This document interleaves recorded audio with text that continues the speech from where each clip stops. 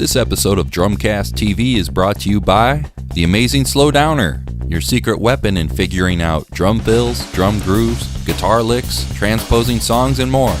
Works with CDs and files of many types, including MP3, WAV, and iTunes music files.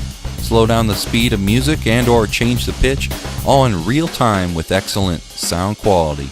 Try it for free at drumcasttv.com/ASD.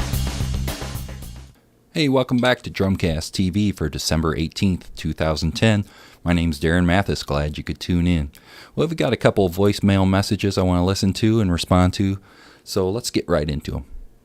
Hi, this is Terry from Pennsylvania.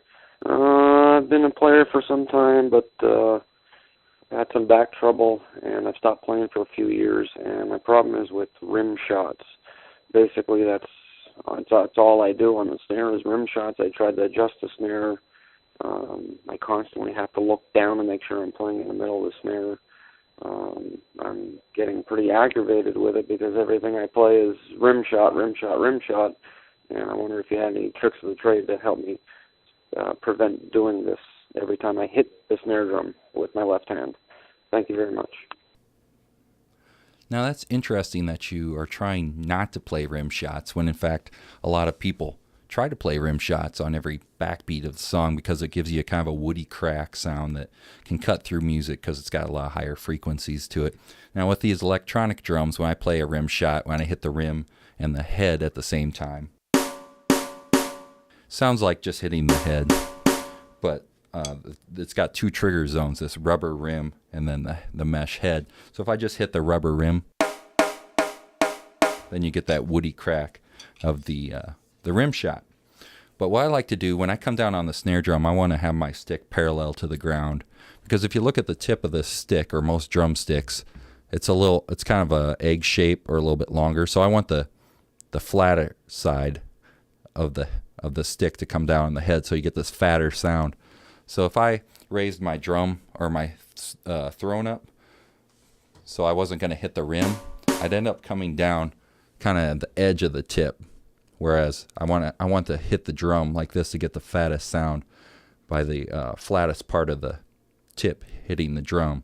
So instead of raising my throne up, which would make my stick come down at an angle, what I'll do is if I don't want to hit the rim or do rim shots, I'll just tilt the drum down. I like that. So my the stick can still come down parallel to the ground, but I'm less likely to hit the rim because there'll be more space there. Normally I don't do that.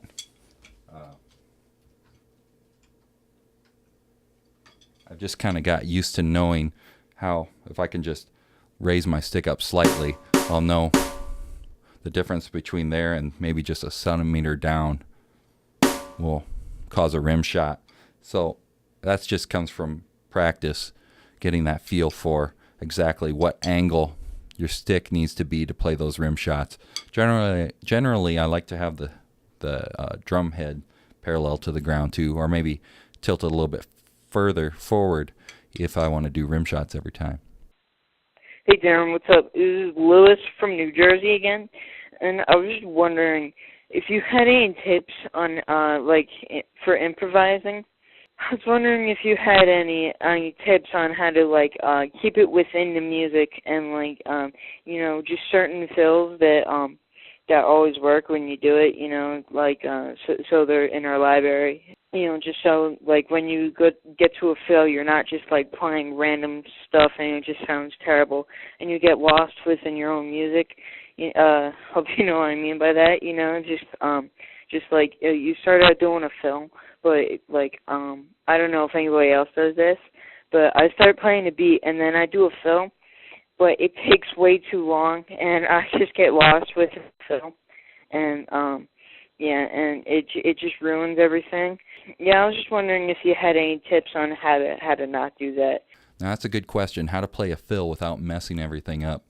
One thing you might want to do is just play quick fills, like a beat or less. Let's say you're playing a song that's like the song Free that I'm going to play for you. It's kind of a fast rock song, 1, 2, 3, 4. instead of playing, you know, these long 4-beat fills, maybe just try fills that are 1 beat, like on a 4 count. 1, 2, 3. That way you're in and out quickly, and if you play more than a beat lots of times, the attention starts to divert towards the drums and it gets harder to get out of the fill on time or in time with the song. One thing you might want to do is keep tempo on your hi-hat too. So many drummers neglect the hi-hat because it doesn't make this huge sound, you know, like the rest of your drums when you're coming down on it with your foot. But what you need to remember is it's also a great device for keeping your tempo. 1, 2, 3, 4.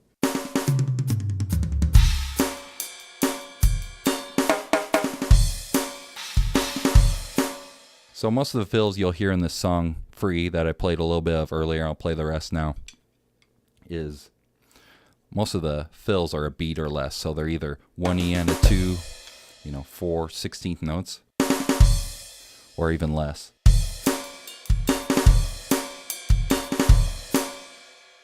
So you'll notice that I don't play a lot of long fills in there. So that's one tip you might want to try, is just shortening up your fills to either 2 strokes or 4 strokes.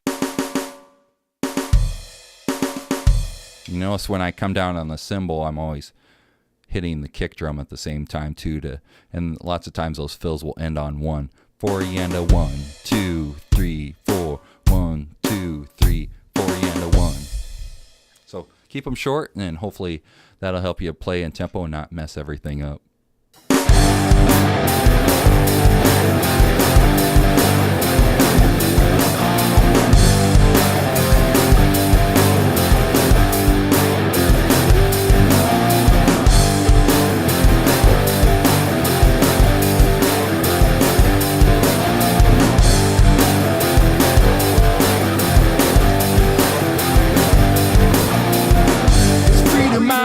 Trusting you, finds a sin of shattered too. Because of your love I could see the gift you freely given me.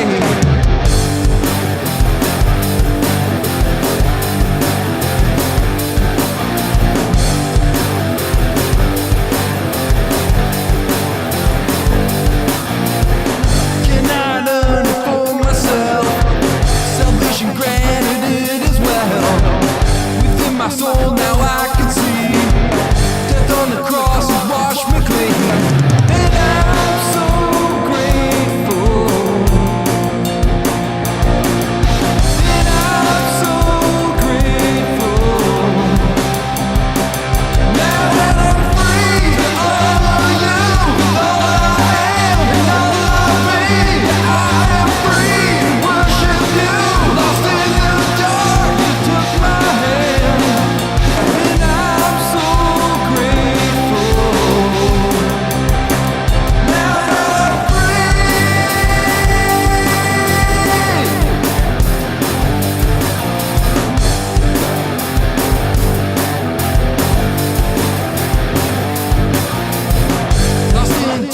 I knew so well, without the truth I couldn't tell.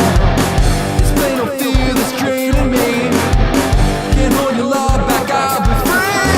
And I'm so grateful, and I'm so grateful. Now that I'm free, all of you, with all I am and all of me, worship you. Lost in the dark, you took my hand.